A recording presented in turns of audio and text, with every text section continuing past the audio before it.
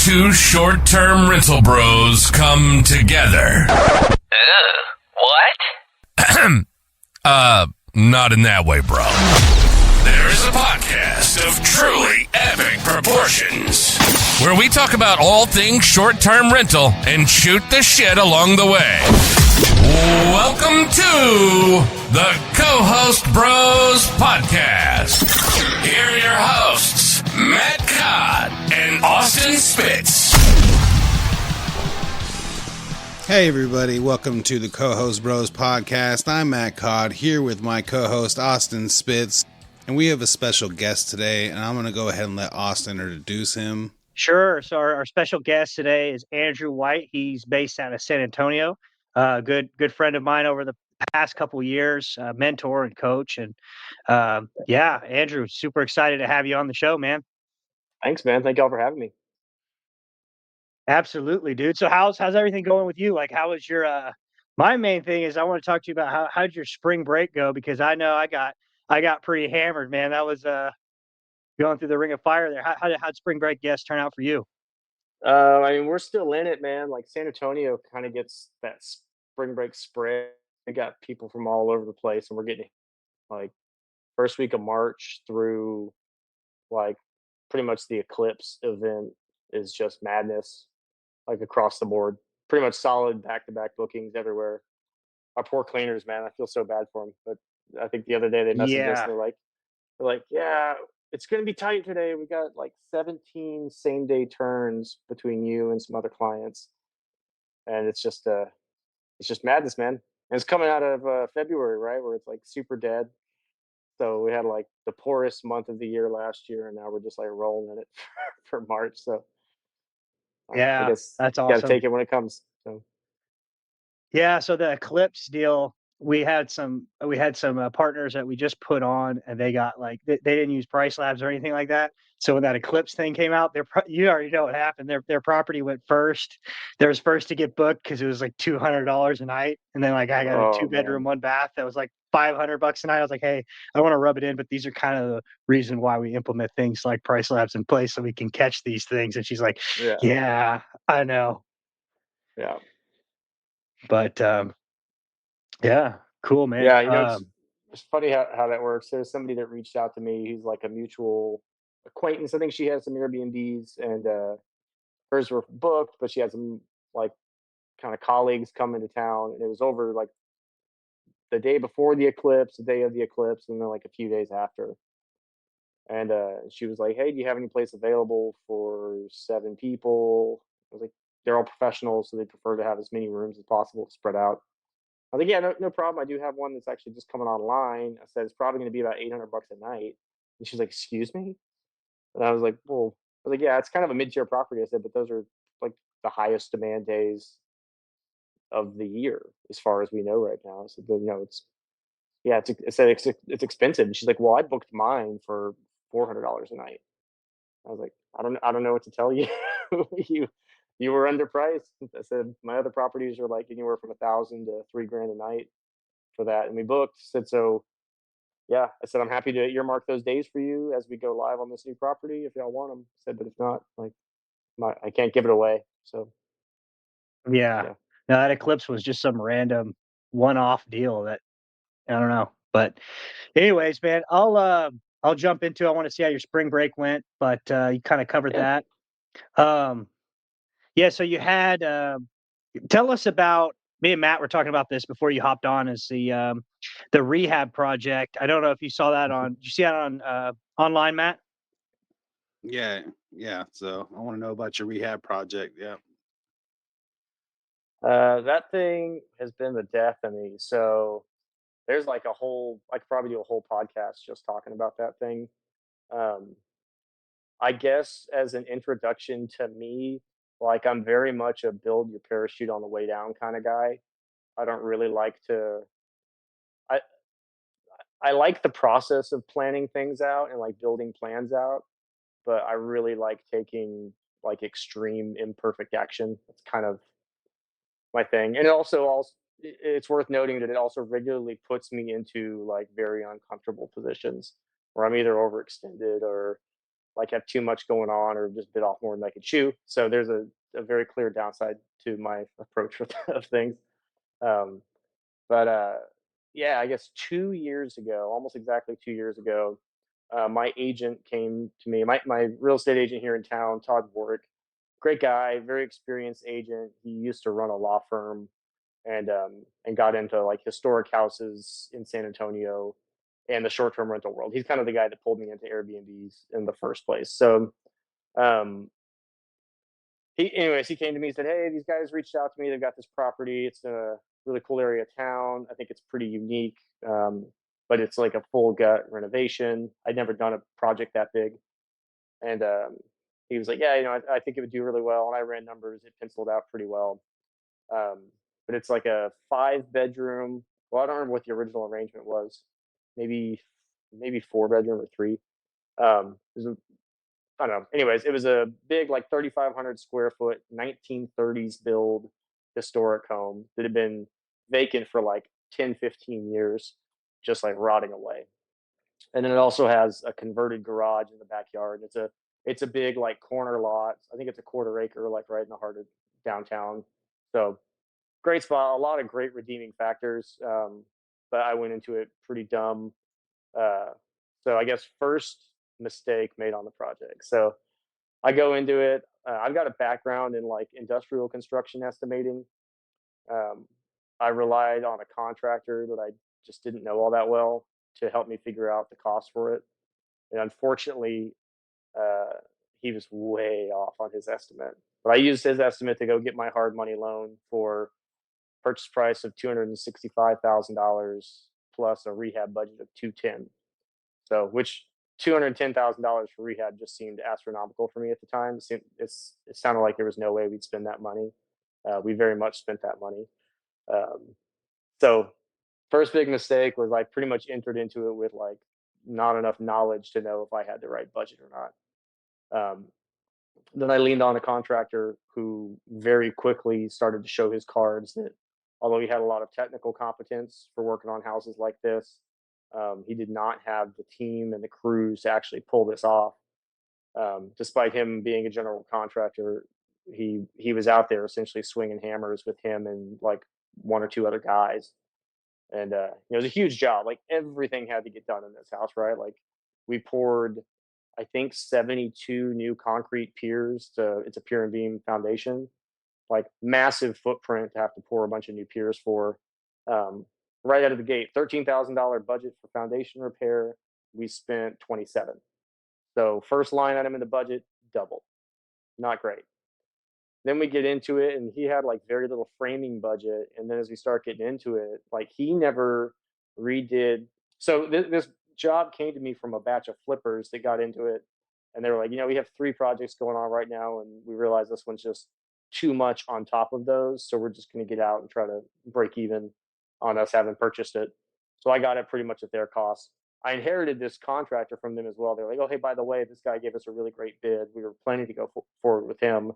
And so like, oh, okay, yeah, that sounds solid.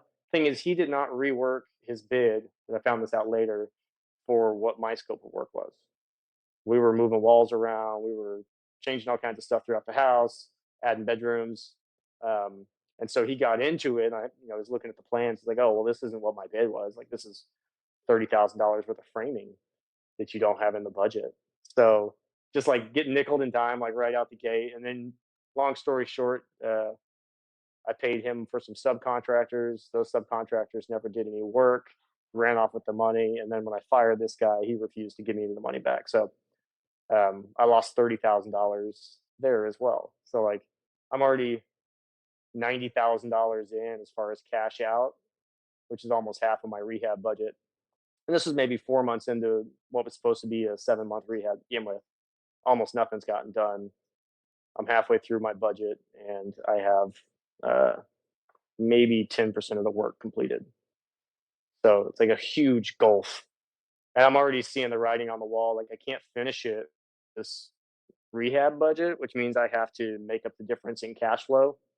So I had to then grind through kind of adding a bunch of clients on the STR side as well, like on the management side, to help me get cash coming through the door to be able to afford to finish the project. Not that that was my goal behind getting clients as such. They just happened to be kind of happening on top of each other. Um, so long story short, I finally got a new contractor and I had some money in the bank around the end of 2022 or like beginning of 23 really. The new contractor starts. So I'm now almost 9 months into this project, finally getting through framing and getting it ready for drywall. So that's all the electrical, plumbing, all that stuff.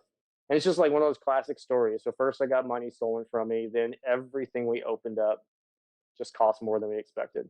We realized an entire exterior wall, the whole sill plate had rotted out. So the wall was actually not supported at all. And it was a load bearing wall. It was like all going through one single 2x4. So it was like, got to rebuild that entire wall, like $5,000. Every little thing was a couple $1,000s. And in isolation, like none of them were really a huge deal. But when you stack them all up on top of each other, it just gobbled up money like we wouldn't believe. So a lot of lessons learned about like how to manage cash flow during big projects like this. I'm far less ambitious about it, but halfway through the year, switched contractors again because that guy ran out of resources. I had to put him on hold because of cash flow issues. And when I was ready to get him going again, his guys were booked for like another month and a half. And I was like, man, I can't keep waiting. So I switched to my third contract. Around that time, I made the smart financially, but dumb financially decision to put in a pool at this property. I've been looking at it, and I got a ton of data from really from managing some other folks' houses that were essentially, my goal was to make this a 7-bedroom house with 5 bathrooms, so a 7-5. I started looking at the comps, and I was like, dude, I can get a pool in here for $70,000, which is a lot of money, but it will increase my annual revenue by about $60,000 to $70,000. So, like a 1 year, roughly like 1.5 year return on that, just seemed like an absolute no-brainer. Especially as I've seen the market tighten up, right? I think it would actually be probably a bigger delta now because it's so much harder for those big houses to book when they don't have those kind of amenities. So, um, I guess to shorten the whole thing out, we finally finished it last month, and we took in our first guests. Actually, I guess it was this month. Took our first guests in about 2 weeks ago, and haven't really had any negatives so far. We're on our third guest staying there right now, and we're like slammed through like mid-April.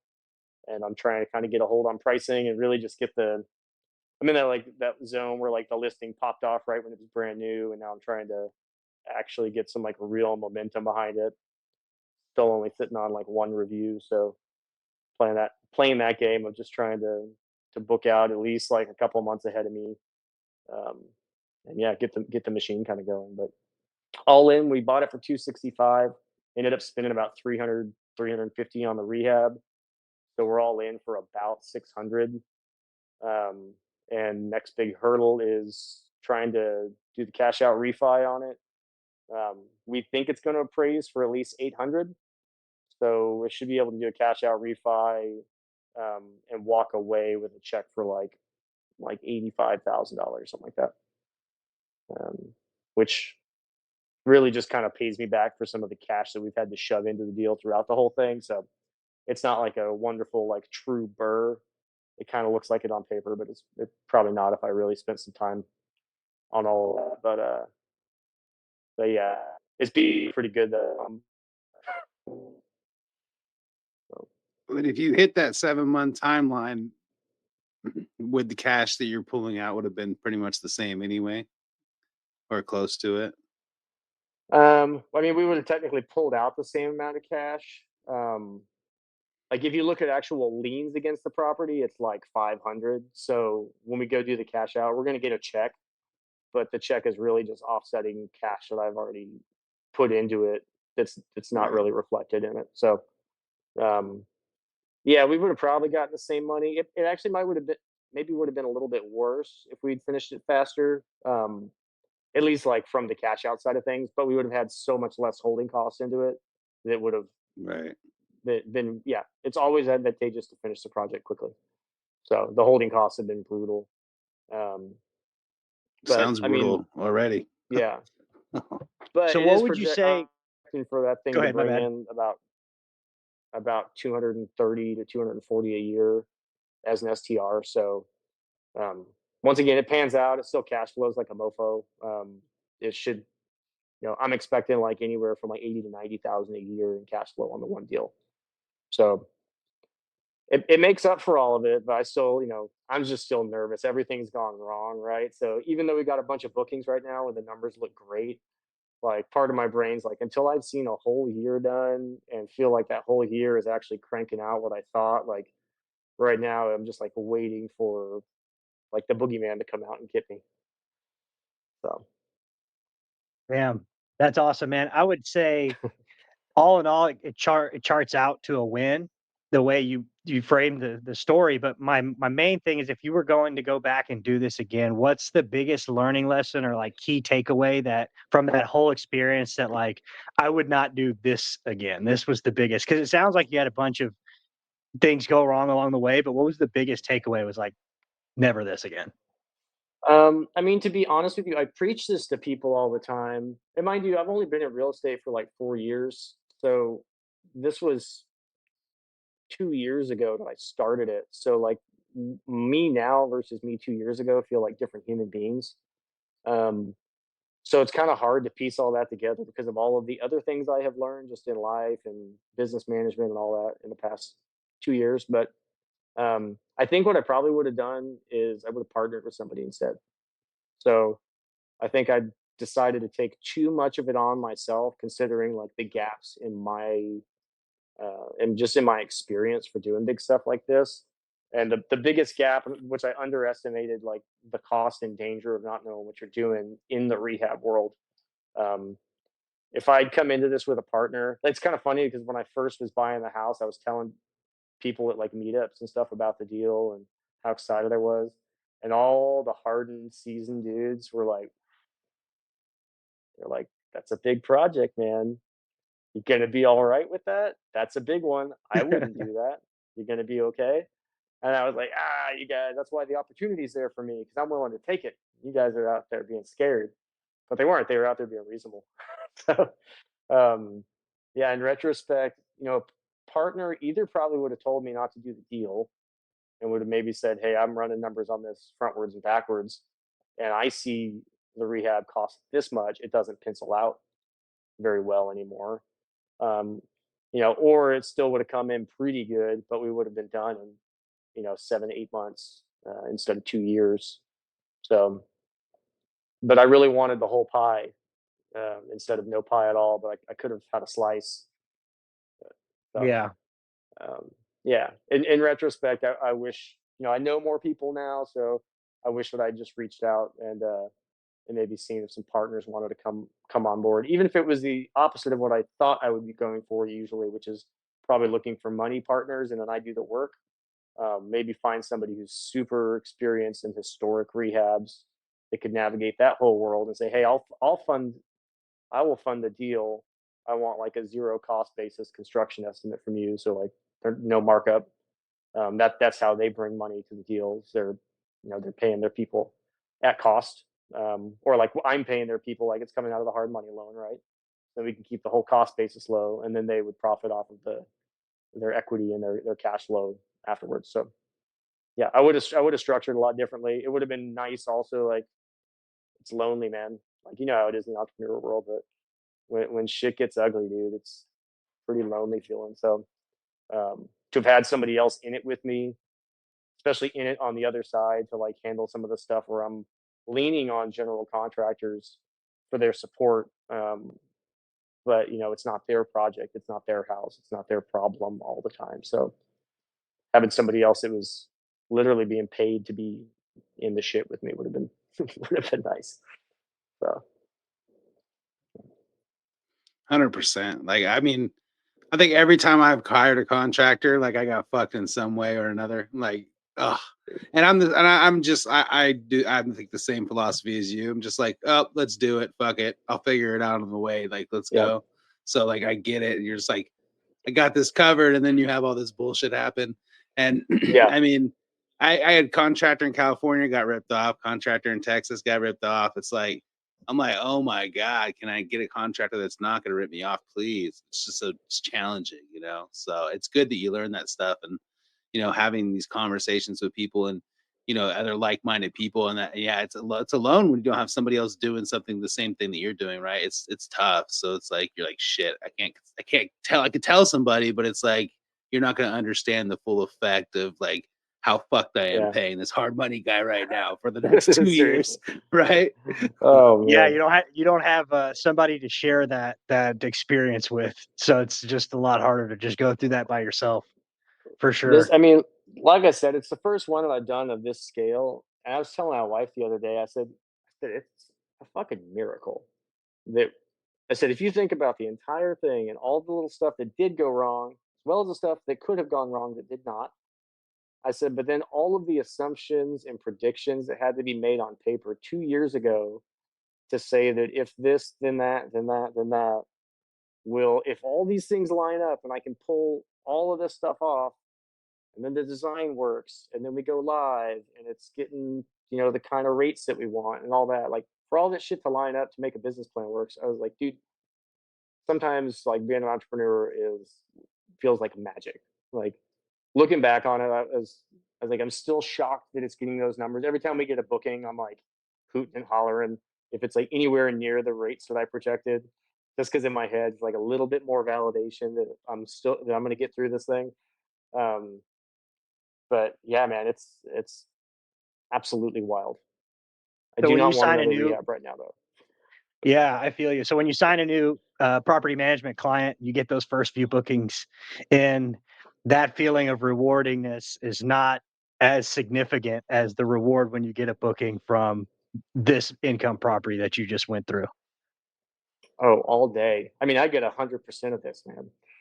Like I'm not getting 20% of that. You know, it's and I'm not looking at a rate going like, all right, so that booking's worth like $200 to me. Like I'm looking at them going like, oh, that booking's worth $3,000 to me. Yeah. So Yeah. it's So go it's ahead. nice. Yeah, I gotcha. So I That's it. got one question for you that there's let's see. So we've discussed it before. Are you considering changing for your management side of things? Are you considering changing on how you're invoicing versus overall on the gross revenue, or are you still taking nightly rate? What's your thoughts on that? Yeah, so ours is effectively nightly rate. Um, we always say it's on owner revenue, which effectively it's nightly rate plus like pet fees, early late departure fees, stuff like that, like other kind of extra service surcharge sort of stuff. But yeah, I currently take it on that. I talked about taking it on the gross.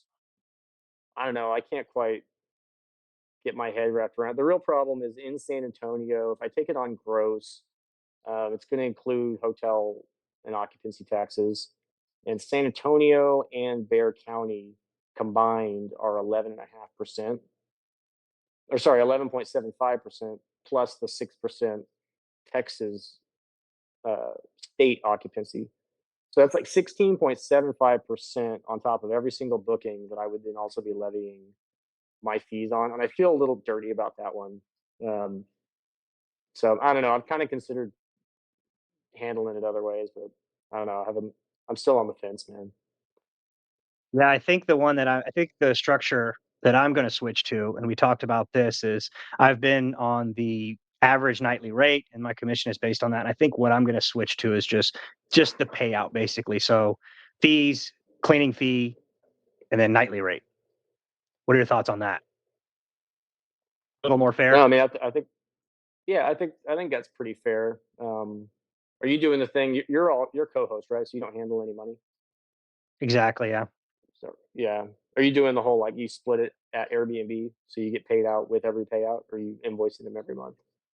No, I haven't set that up just because we may potentially have a direct booking or VRBO. I just do line items and invoice via that way, just so Yeah. I don't have one platform paying me out and then having to go invoice directly for anything else. It's just kind of clean cut all in one invoice.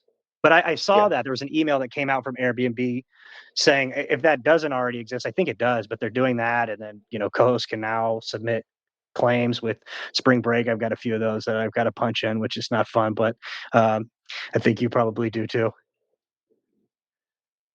My VA will do those, thank God. But There you go. I guess humble brag. Got somebody to do it for me. Um, yeah. I don't know. I've never done the whole Airbnb split for me, but I think they used to only allow you to do it on gross. And so if you wanted to take your percentage from anything else, it got it just didn't work. So it looks like the update they made is that you can go select like I want my co-host percentage automatically paid out to me, and it's based on like I get 20% of this, I get 0% of this, and maybe I get the pass through taxes because I pay their taxes, or maybe maybe not. So I think you can flag a bunch of different line items effectively to determine what you get paid out on, which is pretty cool. It's if I was able to do that also with Verbo or figure out a clean way for that, I'd probably take that if I could get out of handling money. But I'm Yeah. taking So people's cat. Yeah, Yeah. So for our listeners, being a co-hosting podcast, and it comes up a lot of times in the industry, like the main difference between a co-host and a property manager. So I specifically market myself as a co-hosting company. You, on the other hand, are yeah, by definition as a property management company. So what are correct. the main differences between our two structures? Like what's the key things that you do a little bit differently in forms of, operation than I would do? Yeah, so I'm a mix, and I started out full property management, not really on purpose. It's just kind of the first client I took on. I just went that route. Um, but then I quickly got a couple of other clients that were already a little more established, and they wanted the co-host model, and so I took that as well. So I've been split. I'm still split technically. Um, But I mean, to me, like, so I was never doing some of the smart stuff that I would say you're doing, where you've got their cards on file, so you pay for things directly on their paper. So I ended up with this cash flow crunch that was happening to me when I was doing co-hosting stuff because I was paying for maintenance, I was directly paying for cleaners throughout the month, and directly paying for a lot of other things, and then invoicing at the end of the month to get my portion of the payout plus reimbursed for all these cleanings and reimbursed for all these other costs. And man, during high months, like the problem is you come out of a slow period and there's just not a lot of cash in the bank, right? So my OPEX account's low, and then I'm rolling into a really hot month like February into March. Like I don't have much money in the bank, and I've got to pay all these cleaners. Now it's like now you've got a kabillion cleanings a month, and so you get those invoices, and there's just like not a lot of cash to work with. I'm also paying for, now that there's a bunch of people in the house, stuff is getting broken, so maintenance goes up. Like everything gets more expensive for those months. And so I just found myself struggling to figure out how I was going to pay it all. Um, and then getting to the end of the month, and you have somebody who, if you have a like a real picky client that wants to take their sweet time paying you, now I'm like halfway into the next month, still footing the bill for running their house essentially, but I haven't gotten paid from that client. Um, so it can be it just got to me to where it felt like a really huge financial strain to try and scale that model. Maybe it would have been smarter, like the way you have it set up with having people's card information to just charge for that stuff directly. Sounds like a wise idea. I probably should have gone that route. Um, but yeah, I ended up realizing, I said, in the end, like, mind you, one of those clients also at the end decided we split, we parted ways, and they did not pay my final invoice. We parted ways at the end of a summer month. Had four properties with them. It was essentially a $20,000 unpaid invoice. That like I was not in a place to take that kind of hit in the business. So stuff like that just kind of made me feel like, you know what, I will collect the money. I will be in charge of the accounts. I'm going to own all of this stuff within my business. I'll take the responsibility that comes with making sure I'm really accurate on how I calculate payouts and that all my accounting lines up. Because I'd rather that than have somebody kind of just on a whim say, you know what, I wasn't very happy with your services. I'm going to say that you're in breach of contract. You're fired, and I'm not going to pay you for the last invoice. That Yeah. was, and I can't do anything to recapture any of that money. I'm except for litigating, which could pretty quickly cost more than 20 grand. So that's kind of the position I found myself in. I said, I can mitigate the risk of getting sued because I screw up somebody's payout by making sure I've got good processes in place for that. It was tough to mitigate the risk of like a client, um, just kind of wanting to come after me.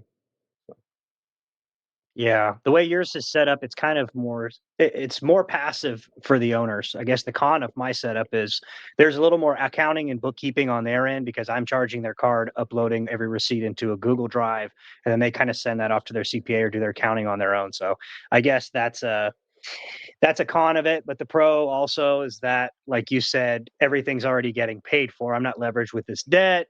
But then the other yeah, con is I'm not accumulating any credit card fees, which I mean credit card points like you probably are. So I toggle back and forth all the time. Of like, I don't think there is a right answer. I just haven't seen anybody else with the structure doing it my way yet.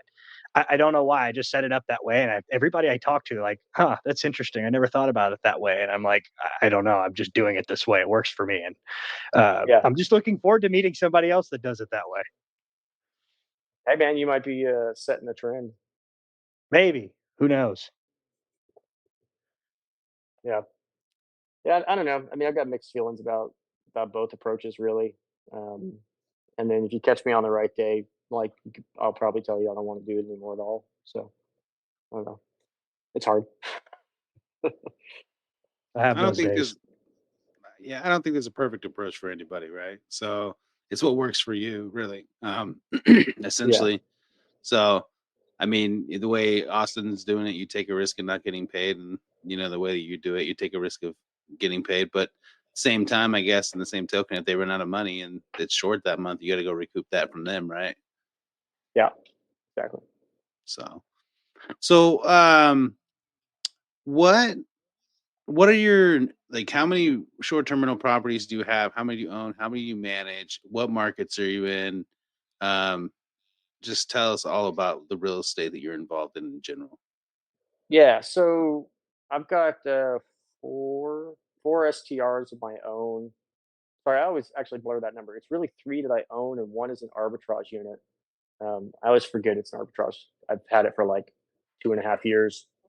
The guy, yeah, owner and I never talk. He gets an auto paid rent check every month, and we run it like it's mine. But yeah, four all in San Antonio, and then I own a long term rental that's out in like Kansas City, Missouri. Um, but yeah, and then we co-host another, I think 9 units right now. Um, and we were at 35 last summer. We scaled. We went from having two of my own to 35 in about a 12-month period. Um, and yeah, last summer, like it was way too much. To go back, that giant rehab is still going on. Um, and I was trying to scale up a team, and I kind of hit this wall of realizing that like I was scaling a business that I don't think that I really wanted to scale. It had been there, and the business all kind of kept falling into my lap. I wasn't doing a whole lot of marketing to try and get owners. It was a lot of word of mouth. Um, but I learned a lot about like what I want from an owner to work with, and kind of decided to pull back. I say decided, like we decided to pull back from some owners. We also we did get let go by some clients, and it was kind of eye opening on trying to figure out like what I wanted to do within this business. I do really like owning, and I do like running short term rentals. So I guess I'm still figuring out what I want to do with the business. Um, but yeah, we're currently essentially at 12, I think, total under the hood, and we got like another two that are coming on right now from an existing owner. But everything's in the San Antonio market.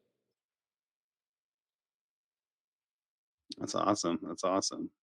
It's funny you say arbitrage. It's like, I mean, arbitrage is an interesting model. I personally, it's too much risk for me. Like, I don't want to buy all my stuff and then get kicked out. So it's like, Yeah, it's for me, it's a lot of risk. But at the same token, it was a lot of risk for me to buy my short term rental because I didn't even buy it to do short term rental. I just bought it just to buy it because I wanted a second house. So there you um, I didn't run any numbers on that one either. It pays for itself. I'm just scraping by, but we'll sell that. go. Nice. What's next for you?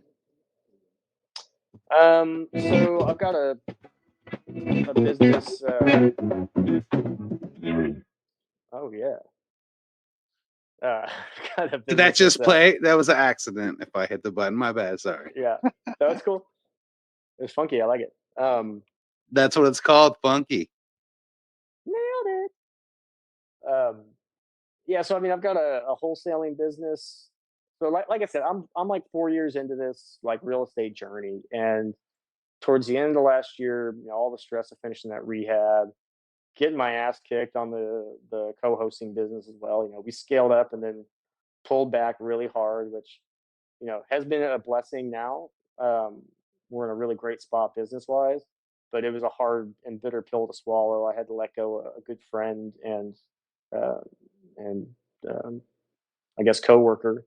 That was really hard to make that call. And yeah, we had to make a lot of hard choices. But my wife and I kind of sat down and started trying to remember like why we started doing this whole thing in the first place. What was my initial sales pitch?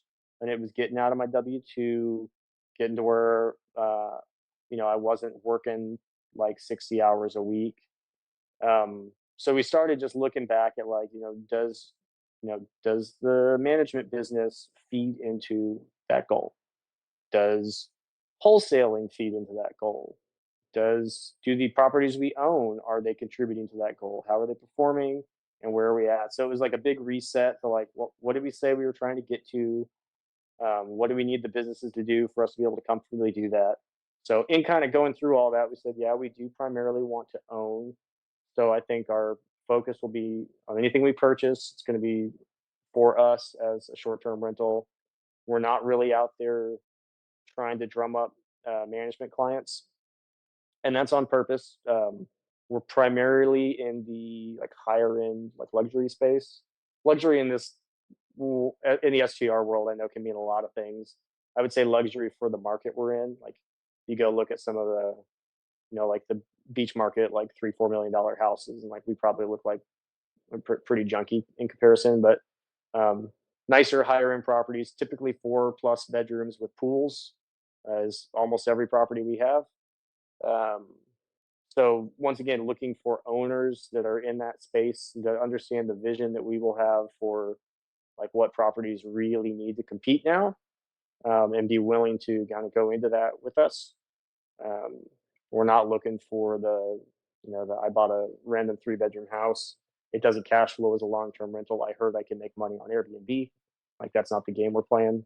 And we've had those, and they do fine, but they end up, it takes the same amount of work to manage that as it does the 7-bedroom like luxury pool house.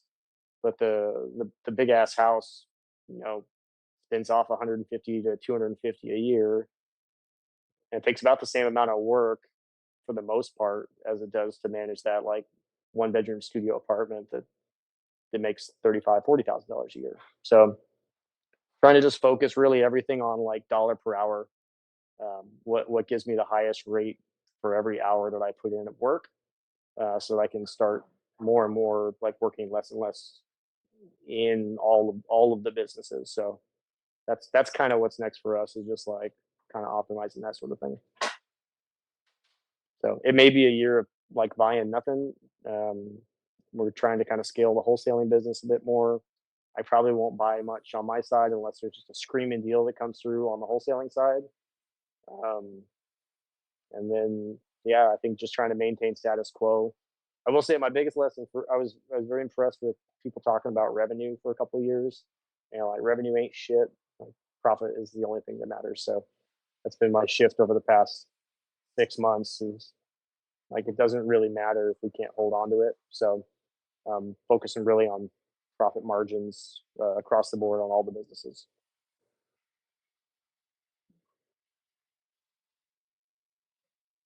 Yeah, I mean, it's the same thing when people focus on occupancy, right? So like, Yeah, oh yeah, yeah. I got a bunch of that doesn't mean shit. You just did way more turns than everybody else. I mean, if I'm Yeah. at 70% and you're at 30%, we both made 30 grand. I mean, who's worse, me? Because I paid more. I had to do more clean turns, more wear and tear, and everything like that. So, I mean, I think that's a good approach. I think you know that my goal is to get to that point, to where your point is, to where you are, and you know, scale up and then pull back to get the lifestyle properties that I want to own.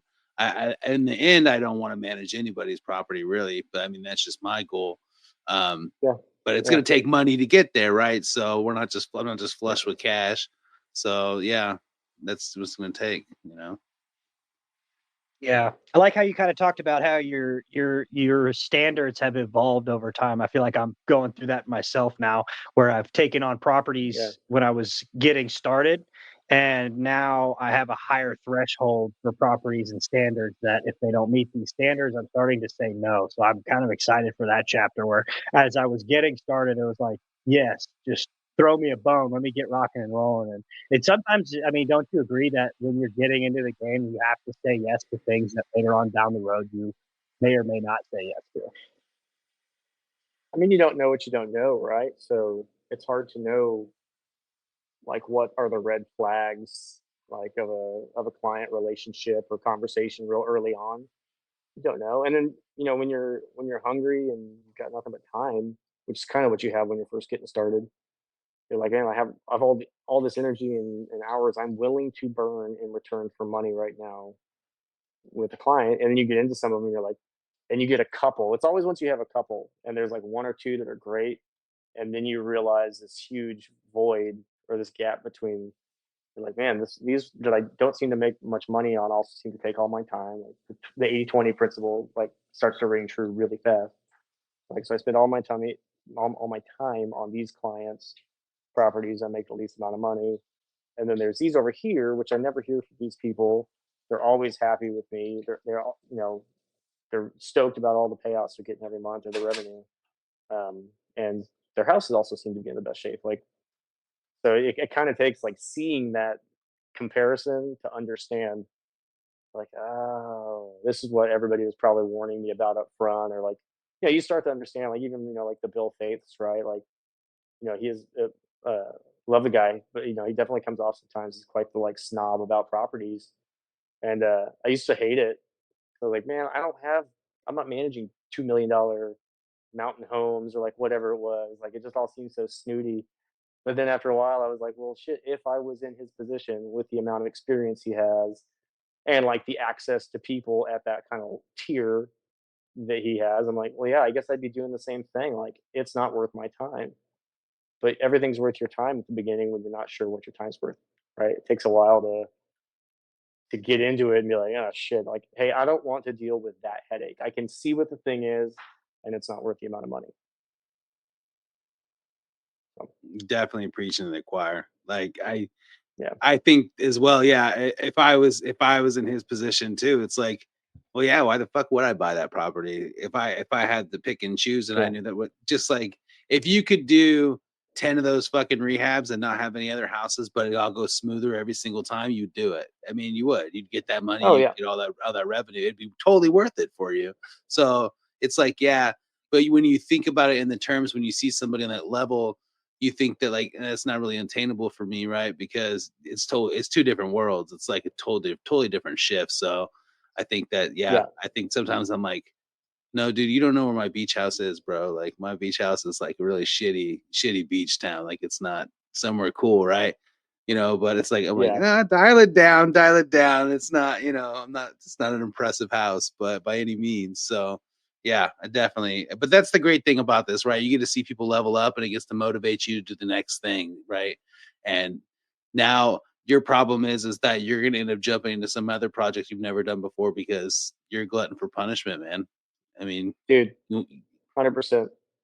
It's like this whole real estate thing's like being in an abusive relationship where like I literally sent my wife a Redfin listing the other day that was two vacant lots in an area of town that I know just does really, really well for short-term rental. It's a great deal for these two lots next to each other. And I was like, hey, we've been talking about how much less headache we think it would be to just do a new build for STR. It's like, oh, why not just make it fucking harder on ourselves? And it'll she's like, probably dude, be we haven't easy. even. I think it would be too, but it's like, like my bank account doesn't tell me that I'm in a position to go do that. nothing else does. But immediately my brain's like, oh well, I could probably find a partner. I could probably find funding. I could probably get this whole thing put together if the deal really pencils out. But I have to stop. And not yet, bud. But yeah, it's like I just got the shit beat out of me, and I'm like, put me back in the ring. Perfect. Like, Perfect. And they're building so much shit in Texas, man. I think it'd actually be easier to get a new build. With all these people that are building yeah, houses, it might actually be yeah, easier. I mean, I don't know if they're blowing up I'm sure it's blowing up in San Antonio like it is over here, and I'm in the outskirts of yeah, Houston. So it's like yeah. they're building houses left and right out here. So maybe a good project, you know? I mean, I think it would be. I know what needs to happen, but yeah, it's just another one of those like. It's not like I mastered a lot of the stuff that I fucked up on the last go around. So I'd probably make a few mistakes again because there were a lot of them. But then there's also some new ones to throw in the mix, like getting through permitting, getting through like the initial development, maybe having to pull sewer and stuff like that out to properties. Like I don't know about any of that. There's a lot of bureaucratic red tape when it comes to new builds, but I only know like on paper. I don't know any of it in real life, right? So, um, but yeah, I mean, just the nature of this business, like the second you start seeing the reward from some of that hard work, it validates it, and like my confidence is coming back, and it's like, oh yeah, let's get in here, we can do it, let's go. But yeah, that last one kicked my ass. So I'll take a beat, take a beat. So my wife and I have this long standing joke between us that we always ruin our summers, and she went back in her head way further back than I did, but like I think every summer for the past like at least like 7 or 8 years, we've had some big thing that we're doing that kind of blows us being able to just like, can't we just go on vacations and hang out for a summer? But it's always like, no, we got to finish that rehab. Like last year when summer rolled around, like we were finally pouring concrete for driveways and like finishing all the drywall. So it was like back in full swing. And so like, oh, we can't do anything. We got to get all this stuff done. Look how hard we're working on the rehab. The year before that, it was another rehab that we bought. It wasn't as big, but also didn't go great. Um, and then year before that, she was pregnant. And then the year before that, we moved somewhere like cross country. And so like we're trying really hard to be aware of that coming into the summer and literally see if we can plan a lazy-ish summer. So if you guys see me post anything about like a new project, you need to chastise me. That's funny. I, Yeah, I wanted to congratulate bring you. up. Yeah, I wanted to bring up one more thing. So one thing you and Matt both have in common is Matt started a short-term rental meetup group in the Houston area. Surprisingly, Mm, there hadn't been anything like that. So when he started it, it kind of blew up. So I know you're on the same page. To me, you're that guy in San Antonio. You kind of started up your own meetup. So I'm mhm. curious, how has that been for your business? How is your would you recommend people that are interested in getting into the space doing something like that, attending things like that? Like, how's your meetup been for you, starting that up? So so once again, like kind of back to the I built parachutes after I jumped out of a plane kind of thing. I moved to San Antonio, and I started my whole real estate journey. We were living north of Seattle, um, and like 8 months into me being into the real estate game, we moved back to San Antonio. I moved here and just realized that like I didn't know anybody here in the scene, and and I was trying to like kind of do the more traditional investor thing. Like I was trying to wholesale, kind of bootstrap, like a lot of stuff. I was looking for flips, like kind of any way to just like, can I make some money and build a portfolio in this industry? Um, and it was like people that I knew through Facebook groups, but there weren't real relationships. Like I wasn't meeting them, and like nobody in real estate, like at least on the more investor focused side, like you don't know anybody until you've done a deal with them. Like all those friendships are inked in blood, really, through like a business deal getting done. Otherwise, like they're kind of friendships, but you're not like, you don't really know somebody until you've gone through a deal with them. You learn a lot about people that way. Um, so I started looking for meetups. I went to like two, and they were all very clearly funnels for getting into some guy's like mastermind program or something like that. And so you sit through like an hour of getting some information about like doing sub two deals. And at the end, it's like, if you really want to learn how to do these, for $3,000, you can come to my workshop next month. And then it was like, oh, and if you really want to do it for $10,000, you can get one-on-one coaching and that kind of crap. And I couldn't justify that. I was like, can't we just like meet and like have some beers and talk about real estate? I couldn't really find anything like that that was low key feeling. It was a lot of like, once again, like it was either sponsored in that kind of way where it's a funnel, or it was, you go to it and you see like 42 sponsorship signs, and it's like every title company in town, every hard money lender in town. And once again, it just felt kind of like there's a lot of guys that were like building like a fleet of new guys to go out and do prospecting for them. So it's like, well, I'm getting deals and I don't know how to sell them. It's like, oh, just come to me when you get a deal, man. I'll split it with you 50-50. And so they're essentially getting a lead source out of all these people. Like, everybody go out and do all the marketing for me, then bring me deals and we'll split them. Smart, but I don't know. I just felt sold all the time. So I started what I thought was a unique event called Properties and Pints. And I literally did the first month of it, and then Google searched and realized that Pints and Properties is a national uh, like real estate meetup organization. So first event ever, one guy showed up. It was me and him, and we sat at the bar at the Rustic in San Antonio, drank whiskey together, and talked about real estate. And then the next month, there was like 15 people that showed up. At that point, I'd become the San Antonio chapter of Pints and Properties. So they help you with some marketing and kind of give you like a framework as well for how to do the events. And then ever since then, we're a little over 2 years now of doing it. And we pretty consistently have anywhere from, 25 to 50 people showing up at the events. It's done a lot for, I'd say, like legitimizing me in the industry. It provides a lot of social proof when you're able to have a network of people around you that, like, right, wrong, or indifferent, will say like, oh, you want to, like, you're talking about short-term rentals, you need to go talk to Andrew in this market. Um, and I'm pretty candid with people. They're like, listen, I am not here to be like your expert or to be the guru of anything. I wanted a meetup to meet more people that were doing this, meet more that are either legitimate or have a chance to teach what I have learned, what little that may be, to other people, because I do enjoy doing that. But yeah, I mean, all in, man, it's been a great thing. Every month, I don't want to do it when the day comes. I don't know why. Every month, I'm always like, nah, I got the meetup today. I'm not making any money off this. A bunch of work. And then I go out there, and like 10 minutes into the thing, I'm absolutely ecstatic, and it's a blast.